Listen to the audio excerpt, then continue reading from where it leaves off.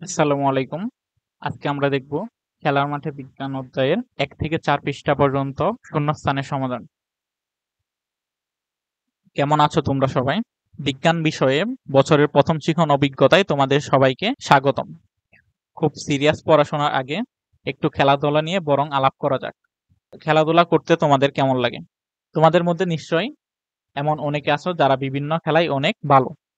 কেউ হয়তো দাবা, কেউ হয়তো ক্যারাম বোর্ড, কেউ হয়তো ফুটবল বা ক্রিকেট, কেউ বা হয়তো দৌড়ে খুব ভালো। তোমাদের যেসব খেলা খেলতে ভালো লাগে সেটা দিয়ে স্কুলে একটা আয়োজন করলে কেমন হয় বলো তো? তবে সেজন্য এই আয়োজনের সমস্ত কাজটাই তোমাদেরকেই করতে হবে। আয়োজনের জন্য শুরুতেই ঠিক করে নাও কি কি ইভেন্ট তোমাদের এই খেলায় থাকবে। কিছু পরিচিত ইভেন্ট থাকতে পারে যেমন দৌড়, বল নিক্ষেপ, ক্যারাম বোর্ড ইত্যাদি। এর বাইরেও যদি তোমরা কোনো ইভেন্ট রাখতে চাও তাহলে সেটা নিজেরা কথা বলে ঠিক করে নাও। ক্লাসে সবাই ৫-৬ জনের একটি ছোট ছোট দলে ভাগ হয়ে যাও।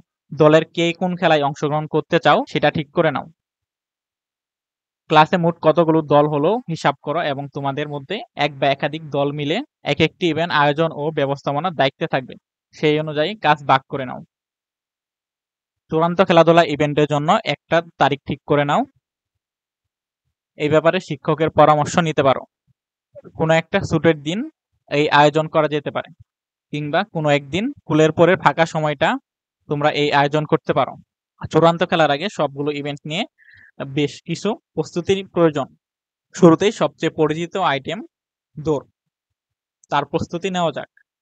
দৌড় প্রতিযোগিতার দায়িত্বে যেসব দল থাকবে তারা প্র্যাকটিসের সময়টাও সকল শিক্ষার্থীকে পর্যবেক্ষণ করবে এবং কাদের পারফরমেন্স ভালো থাকে তা দেখে সেই অনুযায়ী চূড়ান্ত খেলায় কারা কারা অংশগ্রহণ করতে পারেন তার একটি তালিকা তৈরি করবে। শুরু করা যাক প্র্যাকটিস সেশন। দৌড়ের প্র্যাকটিসে তোমাদের দল থেকে কে কে অংশগ্রহণ করছে তার নাম এখানে লিখে রাখো। তাহলে দৌড়ের প্রতিযোগিতায় কে অংশগ্রহণ করবে তার নাম এখানে লিখে রাখতে বলছে। যে অংশগ্রহণ করবে তার নাম এখানে লিখে রাখবা। এখানে র্যান্ডমলি কারো নাম লিখে রাখলেই হবে। ধরে নিলাম দৌড় প্রতিযোগিতায় অংশগ্রহণ করবে রহিম, তাহলে রহিমের নাম লিখে রাখি। প্র্যাকটিস তো হলো, এবার একটু চিন্তা করে দেখো দৌড়ের সময় কোন কোন দৌড়বিদ হঠাৎ করে থেমে যেতে পারে।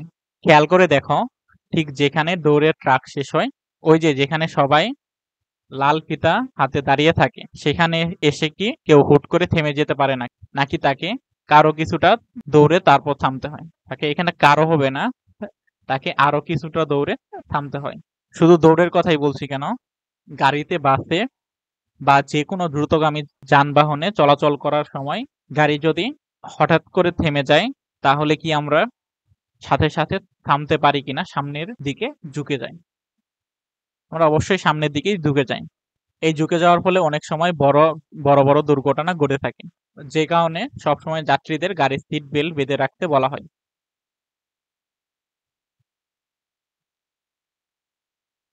এখন ভেবে দেখো এই ঝুঁকে যাওয়ার কারণটাই বা কি? কেনই বা আমরা দৌড়ের সময় হঠাৎ করে থেমে যেতে পারি না? এই প্রশ্নের উত্তর খোঁজার আগে একটা ছোট্ট পরীক্ষা করে দেখা যাক। একটি গ্লাসের উপর এক টুকরা শক্ত কাগজ বা কার্ডবোর্ডের উপর একটি মুদ্রা রাখা হলো। এবার জট করে টান দিয়ে কাগজটি সরিয়ে নাও। কি করছে? মুদ্রাটি কি গ্লাসের ভিতর গিয়ে পড়ছে? কেন? আগের দুইটি উদাহরণ যেমন দৌড়, গাড়ি ব্রেকের ঘটনার সাথে এই ঘটনার কোনো মিল খুঁজে পাচ্ছ? তোমার উত্তরটি নিচের ফাঁকা স্থানে লিখে রাখো। আগের দুইটি ঘটনা যেমন দৌড় ও গাড়ির ব্রেকের ঘটনার সাথে পরের ঘটনাটি হলো মুদ্রাটি গ্লাসের ভিতরে পড়ে যাওয়া। মুদ্রাটি গ্লাসের ভিতরে পড়ে যাওয়া এবং আগের দুইটি ঘটনার মধ্যে মিল হলো জড়তা। জড়তা দুই ধরনের, একটা হচ্ছে গতি জড়তা আর একটা হচ্ছে স্থিতি জড়তা। গতি জড়তা হচ্ছে গতিশীল বস্তু চিরকাল তার সমান বেগ নিয়ে গতিশীল অবস্থায় থাকতে চায়, এটি হচ্ছে গতি জড়তা। আর স্থিতি জড়তা হচ্ছে স্থির বস্তু চিরকাল স্থির থাকতে চায়, এটা হচ্ছে স্থিতি জড়তা। আগের ঘটনা দুইটি ও গ্লাসের ভেতর মুদ্রা পড়ে যাওয়ার ঘটনার মিল হলো জড়তা। আগের ঘটনা দুইটি যেমন দৌড় ও গাড়ির ব্রেকের ঘটনা হলো গতি জড়তার উদাহরণ। অন্যদিকে গ্লাসের ভিতর মুদ্রা পড়ে যাওয়ার ঘটনা হলো স্থিতি জড়তার উদাহরণ।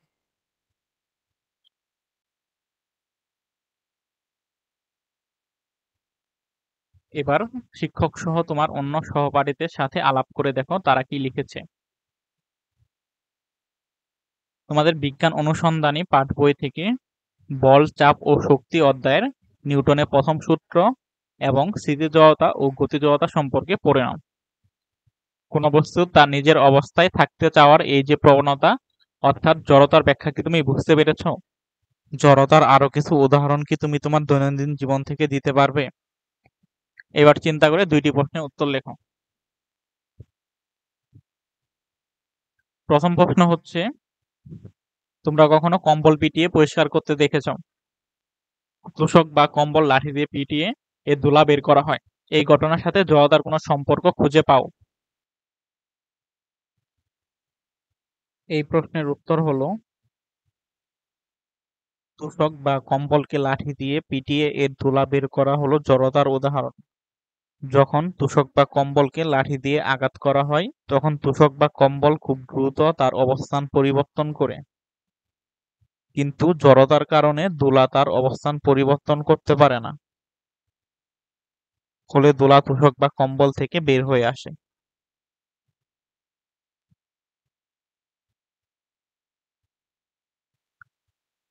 ক্রিকেট খেলা দেখতে তোমাদের কেমন লাগে?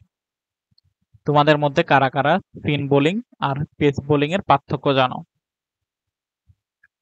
যারা জানো না তারা বন্ধুদের কাছ থেকে জেনে নিতে পারো। এবার একটু ভেবে উত্তর দাও। স্পিন বোলাররা মোটামুটি এক জায়গায় দাঁড়িয়ে থেকেই বল করেন, কিন্তু পেস বোলাররা দূর থেকে ছুটে এসে বল করেন কেন? এই প্রশ্নের উত্তর হলো,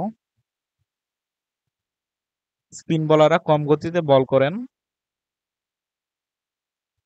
কিন্তু পেস বোলাররা দ্রুত গতিতে বল করেন। স্পিন বোলারদের বলে গতি কম হওয়ার কারণে তারা মোটামুটি এক জায়গায় দাঁড়িয়ে বল করলে তাদের কাঙ্ক্ষিত গতিতে বল করতে পারেন। কিন্তু পেস বোলারদের বলে বেশি গতি প্রয়োজন হয়, তাই তারা দৌড়ে এসে বলে গতি জড়তা সঞ্চয় করেন, ফলে তাদের বলে বেশি গতি হয়।